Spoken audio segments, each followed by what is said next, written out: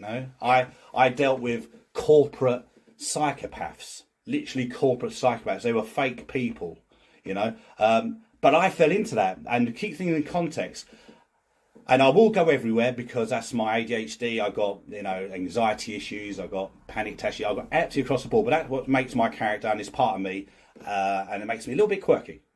But also, but also your whole being. Bring your whole self. Correct. And let me get Glenn back because they took a little bit of Glenn away actually. And when that happens, I'm a very factual guy.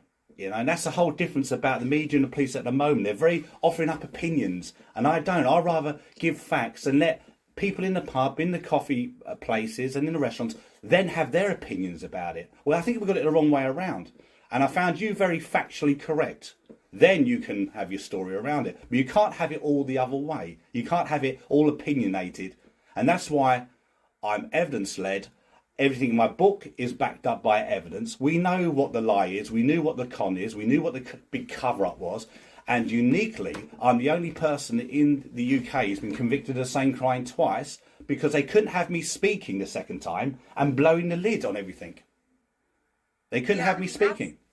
That's something that your second conviction, I have to say, I'm really interested. I'm gonna take a look at the book as soon as I can because I feel like that's the part of the story that I wasn't like. I was really into the details for the first part. Yeah. And we talked, but then the dynamics of what you're talking about is exactly.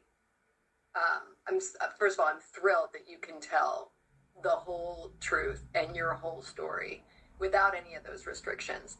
And just to say, like, before we get into the details, the dynamics of what you've described, I think, are coming to light more.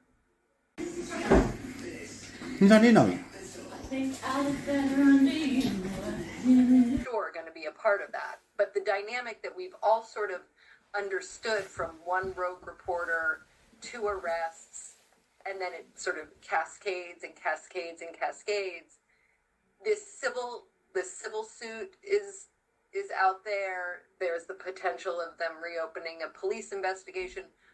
Lots and lots of reporters are wooing Evan and trying to get to what's in those files because there's so much information in terms of testimony from people. And I think that the difficult part about this story has always been that there were people that News International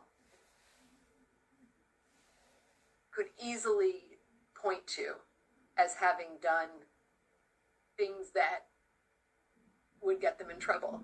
And they were able to protect the corporation. Sorry to interject, I do have a bad habit of doing that.